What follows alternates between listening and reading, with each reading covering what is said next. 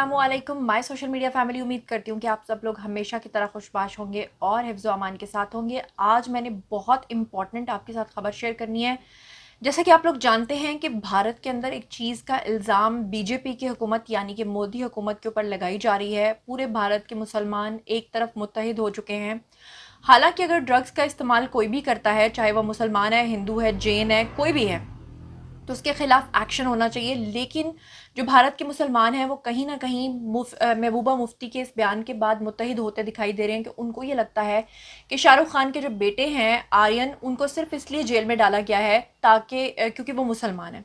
इसी हवाले से अब जब ये खबर इतनी ज़्यादा फैल रही थी और मुसलमानों की बात को आगे बढ़ाया जा रहा था और मुसलमानों के इस इल्ज़ाम को तक़वियत मिल रही थी, उसी दौरान भारतीय हुकूमत से एक और गलती हो गई। और वो गलती किसके सिलसिले में हुई जनाब? नोरा फतेही के बारे में। नोरा फतेही के बारे में आप लोग जानते हैं कि वो एक डांसर हैं और एक परफॉर्मर हैं और बहुत ज़्यादा हिट हैं, लेकिन वो एक मुसलमान भी हैं। आप सब लोग जानते हैं वो भारतीय नहीं है, लेकिन भारतीय इंडस्ट्री में काम कर रही हैं। आपको ये भी पता है कि भारतीय एक्टर्स और वहाँ के जो लोग हैं वो बहुत ज़्यादा इस चीज़ को लेकर इनसिक्योर होते हैं कि बाहर के लोग आते हैं और वो भारत के अंदर काम करते हैं और डॉलर्स में पैसा कमाकर वो बाहर चले जाते हैं, जिससे हमारे मुल्क का पैसा जो है वो बाहर जाता है। अभी जब भारत के अंदर ऑलरेडी इस चीज़ को लेकर बहस हो ही रही थी, उसी दौरान अब नोरा फतेही भी बहुत बुरे चक्कर में फंस चुकी हैं। ट्विटर के ऊपर आज टॉप ट्रेंड रहा। पहले मैं चाह नहीं रही थी कि मैं इस टॉपिक पे बात करूं, लेकिन फिर मैंने सोचा कि मैं आप लोगों को वो हकायक बताऊं जो शायद कोई दूसरा आपको ना बता सके। दरअसल मामला कुछ यूं हुआ है कि भारत के अंदर जनाब अब इस चीज़ की जो सोच है वो पनप रही है कि किसी तरीके से मुसलमान अगर किसी भी कंट्री का है, उसको भारत के अंदर हमने सक्सेसफुल नहीं होने देना। इससे पहले भी नोरा फतेही ने रोते हुए अपना एक बयान जारी किया था, जिसमें उन्होंने ये कहा था कि जब वो पहली बार भारतीय इंडस्ट्री में अपना नाम बनाने के लिए आई थी तो यहाँ पर उनके पासपोर्ट उनसे छीन लिए गए थे। नोरा फतेही ने यह भी बताया था कि उनके साथ इंसानियत सोच सलूक किया जाता रहा और उनको बहुत बुरी तकलीफ़ों का सामना करना पड़ा और उसके बाद फाइनली जाकर उन्होंने अपना ये नाम बनाया है। और अब फाइनली मैं आपको बताती चलूँ कि भारत के अंदर नोरा फतेही को जनाब जी इन्फोर्समेंट डायरेक्टरेट यानी कि ईडी के जो तफ्तीशी हुक्काम थे, उन्होंने कॉल की और नोरा को बुलाया जनाब अपने ऑफिस के अंदर। वो वीडियो काफ़ी ज़्यादा वायरल हो रहा है जब नोरा से पूछगिछ के लिए उनको बुलाया गया। यहाँ पर एक चीज़ मैं मेंशन करती चलूँ कि नोरा के ऊपर और ख़ास तौर पे जितने भी मुस्लिम एक्टर्स हैं उनके ऊपर एक इल्ज़ाम लगाया जाता है। हालांकि मैं ये इस चीज़ को ज़ीरो टॉलरेंस कहती हूँ कि अगर कोई भी आर्टिस्ट, कोई भी एक्टर, चाहे उसका ताल्लुक किसी भी मुल्क के साथ हो, अगर वो गलत काम कर रहा है तो उसको सज़ा मिलनी चाहिए।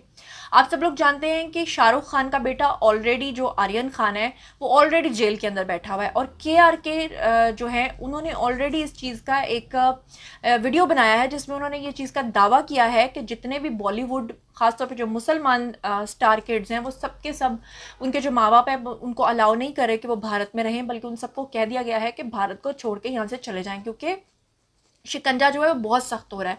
अच्छा, ज़ाहिरी तौर पे दिखाने के लिए वक्ती तौर पे जो हिंदू आर्टिस्ट हैं उनको पकड़ तो लिया जाता है, लेकिन बाद में उनको बरी कर दिया जाता है, उनको छोड़ दिया जाता है। लेकिन जो मुसलमान आर्टिस्ट हैं उनको नहीं छोड़ा जाता। फॉर एग्जाम्पल मैं आपके सामने एक एग्जाम्पल देती हूँ कि भारतीय इंडस्ट्री के अंदर कई हज़ार आर्टिस्ट हैं, आज तक लेकर 70s से लेकर आप अब तक की बात कर लें तो बेशुमार आर्टिस्ट हैं। और आप देखें कि वो तमाम के तमाम, क्योंकि उनके मज़हब में तो वैसे ही अलाउ है, वो लोग पीते हैं, शराब भी पीते हैं, मंशियात का इस्तेमाल करते हैं और वो मनी लॉन्ड्रिंग भी करते हैं। लेकिन उसके बावजूद आप लोग देखें कि आज तक जो केसेस बने वो किसके ऊपर बने? पूरी ज़िंदगी केस भुगता सलमान खान ने। और सलमान खान के वालिद ने क्या कहा कि सलमान इसीलिए शादी नहीं करते क्योंकि उनको लगता था कि उनको ब्लैक बक केस के अंदर इतनी बुरी तरीके से फंसा दिया गया है कि अगर उन्होंने शादी कर ली तो किसी लड़की की ज़िंदगी वो ख़राब नहीं करना चाहते कि अगर उनको उम्र कैद की सज़ा हो गई। दूसरी तरफ आपने देखा संजय दत्त के ऊपर केसेस बने और सारी ज़िंदगी उन केसेस ने उनका कितना उनका काम ख़राब करने की कोशिश की। वो एक अलग बात है कि उनके फेम को कोई फ़र्क इसलिए नहीं पड़ा क्योंकि संजय दत्त के जो वालिद थे सुनील दत्त, उनका ताल्लुक पाकिस्तान से था। सुनील दत्त जो हैं वो अक्सर रोया करते थे और कहा करते थे कि मैं पाकिस्तान जाना चाहता हूँ। और फिर आप लोग जानते हैं कि संजय दत्त की जो वालदा हैं नरगिस, वो भी एक मुसलमान थी और सिर्फ मुसलमान होने की वजह से ये इल्ज़ाम लगता रहा कि जो संजय दत्त हैं उनके ताने बाने मुसलमान जो उनके माफियाज़ के लोग हैं उनके साथ मिलते हैं, इसीलिए संजय दत्त को सारी ज़िंदगी इस केस में फंसाया गया। उसके बाद आर्यन खान की मिसाल आप लोगों के सामने है और अब नोरा फतेही की मिसाल भी आप लोगों के सामने है। नोरा फतेही के ऊपर जो इल्ज़ाम लग रहा है वो जनाब लग रहा है जी मनी लॉन्ड्रिंग का। हालांकि एक और एक्ट्रेस हैं जो इस केस में उतनी ही जिम्मेदार हैं, जिनका नाम है जनाब जी जैकलीन फर्नांडिस।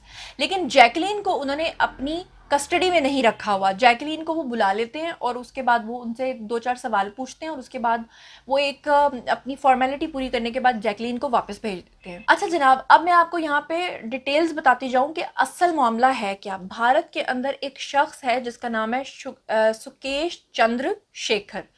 अब ये जो सुकेश चंद्रशेखर है, बेसिकली ये दुनिया के सामने बना हुआ है बिजनेसमैन, लेकिन असल में ये भत्ताखोर है। और ये जितने भी भारत के सक्सेसफुल लोग हैं, जैसे मुकेश अंबानी टाइप के जो लोग हैं, या जो बड़े बड़े जिसे कहते हैं बिजनेसमैन हैं, उन लोगों का डेटा चोरी करके उनको ये ब्लैकमेल करता है। और ना सिर्फ ब्लैकमेल करता है बल्कि उनसे करोड़ों रुपए हथियाता है। हालांकि ये मुसलमान नहीं है, ये एक हिंदू है। अब इस शख्स ने जनाब क्या किया कि एक बिजनेसमैन को इसने ब्लैकमेल किया और उस ब्लैकमेलिंग के नतीजे में इसने उससे जो पैसे हथियाए वो थे पूरे 200 करोड़ रुपए। 200 करोड़ रुपए लेने के बाद ऑब्वियसली उसने वो पैसा बाहर के मुल्कों में मुंतकिल करना था और इकट्ठे 200 करोड़ रुपए वो नहीं मुंतकिल कर सकता था। इस सिलसिले में अब इल्ज़ाम आया 2 एक्ट्रेसेस के ऊपर, क्योंकि ये जो सुकेश है इसकी जो बेस्ट फ्रेंड है वो है जनाब जैकलीन फर्नांडिस। और जैकलीन के बारे में कहा यह जाता है कि वो मनी लॉन्ड्रिंग में इन्वॉल्व है, लेकिन जैकलीन के खिलाफ कोई शिकंजा नहीं कसा गया। जैकलीन से सिर्फ 2 सवाल किए गए और उनको भेज दिया गया। शिकंजा कसा गया नोरा फतेही के ऊपर।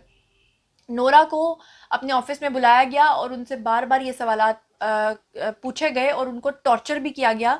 टॉर्चर इस तरह से कि जब आपने मेरा ख्याल है कि कभी शायद अगर इन्वेस्टिगेशन टीम्स के सामने बैठ के देखा हो तो वो इस कदर आपको टॉर्चर करते हैं कि आप अपना दिमाग पकड़ के खुद को पीटना शुरू कर देते हैं कि अल्लाह के वास्ते, क्योंकि एक ही सवाल को वो 100 बार दोहराते हैं और 100 के 100 बार वो एक ही तरह सवाल नहीं करते बल्कि उस सवाल को घुमा घुमा के करते हैं। खैर फाइनली मैं फिर से कहना चाहूँगी कि अगर कोई इंसान मनी लॉन्ड्रिंग में इन्वॉल्व है तो उसको सज़ा मिलनी चाहिए, लेकिन अगर वो महज मुसलमान है इस वजह से आप उसको जनाब पकड़ रहे हैं और बाकी लोगों को इस वजह से नहीं पकड़ रहे क्योंकि उसको पकड़ने से आपके मुल्क का नाम ख़राब होता है क्योंकि वो हिंदू है, तो ये सरासर गलत बात है। भारत के मुसलमान इस वक्त बहुत ज़्यादा अग्रेसिव हुए हुए हैं। हालांकि सब लोगों को इकट्ठे होना चाहिए और उनको ये सोचना चाहिए कि जनाब हमने ये सब कुछ करना है। आपको पता है पिछले दिनों में मोदी गए हुए थे अमेरिका।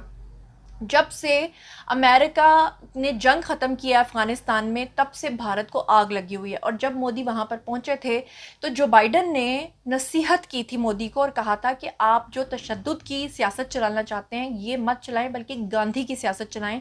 गांधी वो थे जो हमेशा अमन और अदल की बात किया करते थे, सुकून की बात किया करते थे, सब में मुसावात की बात किया करते थे। और ये बात मोदी को इतनी नागवार गुजरी कि उन्होंने रिएक्शनरी होते हुए सबसे पहले आकर शिकंजा कसा शाहरुख के बेटे पर। हालांकि मैं इस बात को बिल्कुल टॉलरेट नहीं करना चाहती।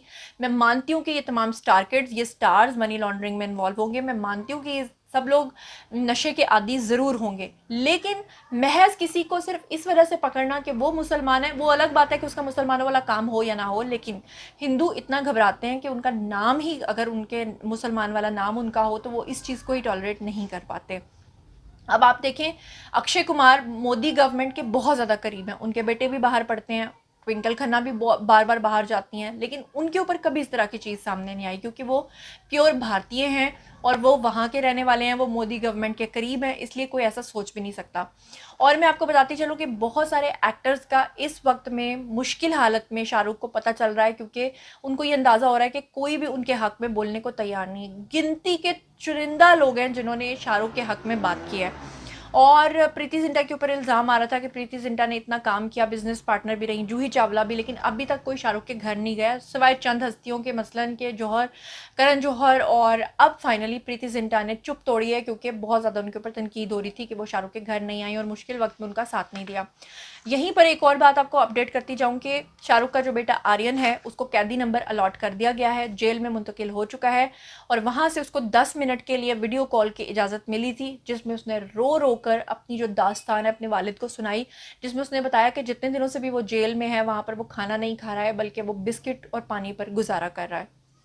तो अब देखना ये है कि जितने भी भारतीय चैनल्स हैं वहाँ पर एक नई बहस शुरू हो चुकी है कि मुसलमानों की वजह से इनको हिट किया जा रहा है। अब नोरा फतेही का केस जहाँ जहाँ पहुँचेगा और आर्यन का केस भी जहाँ तक पहुँचेगा, जो जो इस पर फर्दर डेवलपमेंट होगी मैं आप लोगों को बताती जाऊँगी। मजीद खबरें, व्लॉग्स, इंटरव्यूज़ और सियासी तज्ज़िये जानने के लिए मेरे साथ कनेक्टेड रहना हरगिज़ मत भूलिएगा।